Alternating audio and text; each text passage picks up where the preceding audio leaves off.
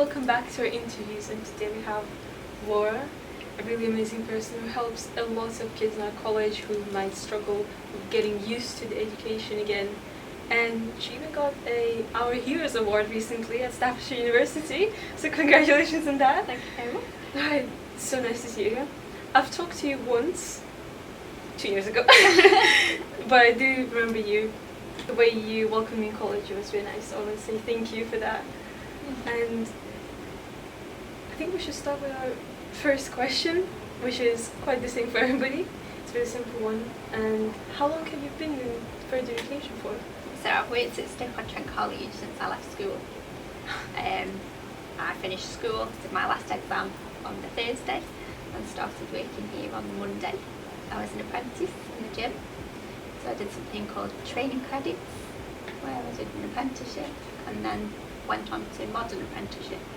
So I did 3 years working as a trainee and then I qualified then. So yeah, 27 years in June. So it's quite a long time. That is awesome. And can you tell us more about your journey in FE in obviously Stoke-on-Trent College? Started off as a gym instructor. And whilst working in the gym, really enjoyed working with the students of the college. We used to have a lot of students with learning difficulties who used to come into the gym, and I really enjoyed working with them. So I decided to go and work in that department, and I've been there ever since. I started off as a learning support assistant and then qualified as a teacher. So I've been a teacher for quite a long time now in that department. It's been a very interesting journey. Met a lot of amazing students and seen some students go on real journeys.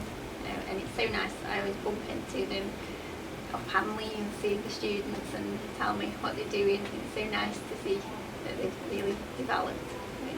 Yeah, it's nice to see. It's a recurring theme with a lot of teachers and lecturers. It's always nice to see who your students grow up to be and maybe see the success, because it feels like, doesn't it feel like you're almost a parent to some students, and it feels like your own kids are growing up? I do say that to quite a lot of the students. I say, I'm your college mum. I'll be your mum at college and I'll nag you like your mum will, but I will also support you like your mum will. I'm a mum, I've got children of my own, and so I would want my children to be taught the same way that I teach my students. I want them to be treated like my children. So yeah, I like to treat them nicely. And throughout your journey, what were the challenges of it? Personally, I've had a lot of support from my colleagues in college. We have a really great team. We have such a fabulous team of colleagues. So we're so lucky.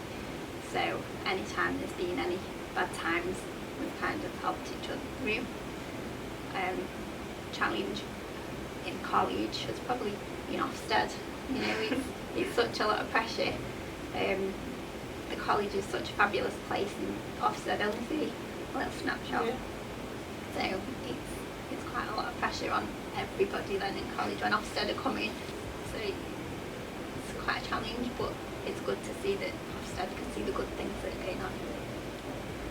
I remember when we got our last year inspection, everybody was like, act properly, do this, do that. Yeah. I think because when they come, they're in and out, and so you want them to see as many good things that are going on as possible, so as they can see what a fabulous college it is. And so hopefully they've seen that, so it's good. I know you've already touched on the thing that you liked the most, but I still want to reiterate the question and ask, what was the thing that you enjoyed the most about your journey in FE?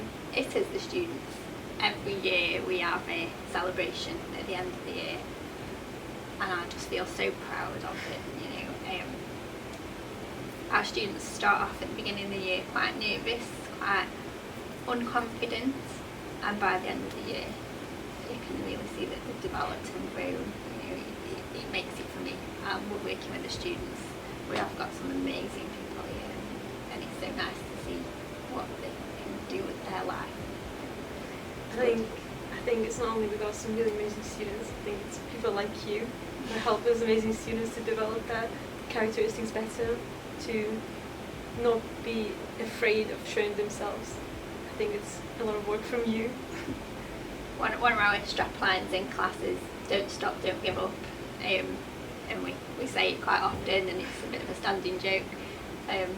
But it really is just, don't stop, don't give up, just keep trying, It's okay to make mistakes while we learn. Nobody's perfect, we all learn from mistakes, but just keep trying, don't give up. So it's a standing joke. It's an amazing one, to be honest. Might keep using that. Yeah. Wake up, look in the mirror, don't give up. Yeah. And how much did the education sector change since the beginning of your career until this moment?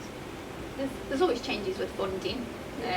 So students used to have something called EMA, which was quite useful to them. EMA was like money that students got for coming to college, so that paid for the bus pass, the dinner money, and it was quite helpful for students. So that exists slightly differently now, in that students can apply for bus passes and dinner money and help with things. But I think that EMA was quite nice for them to have in their own account and have their money, so it gave them a little bit of security of coming to college. It was a bit like getting to work, getting paid for coming to college. So that was quite a useful tool for students.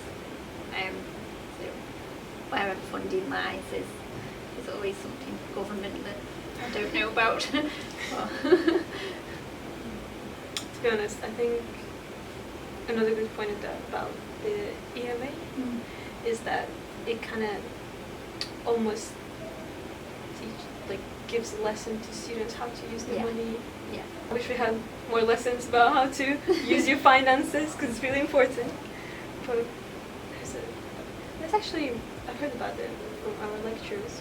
Yeah. It's an interesting change.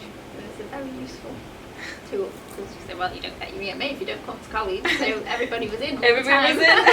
Everybody wants their money. Are there any other changes you'd like to point out? I don't think so. It's constantly changing. The college, working here for so long, you see it growing and developing, and it's always trying to improve. It's always trying to look back at what we've done and see what we can improve on, see what we can do better. And that's a really good thing, because it's a process that, if you're constantly trying to improve, it's never boring. So, I think the college is always trying to take itself further forward. The courses change, and we try and do the courses that fit best for our students, and that changes with trends, it changes with what students need and what students are interested in. So we try and find the right things for the right fit for our students. Brilliant. And my last question is going to be a really deep and important question. If you could give one piece of advice for your younger self, what would that be? Be more confident. When I left school, I wasn't very confident. I didn't think I was very clever, so I didn't think I'd be able to come to college. So here. so I must have been cleverer than I thought. So probably be more confident in my own ability. Don't be afraid to make mistakes. You learn from them. Don't give up. Just keep going. And this is the main thing. We laugh about everything. The more wrong something goes, the more funny I find it. So I think if we laugh about things, it just makes life so much happier. Be happy. We only here once. Life's precious. So have fun. Make the most of life. Just be happy. That's such a great advice. Thank you so much. It was so lovely to talk to you today. Thank you. Nice to see you.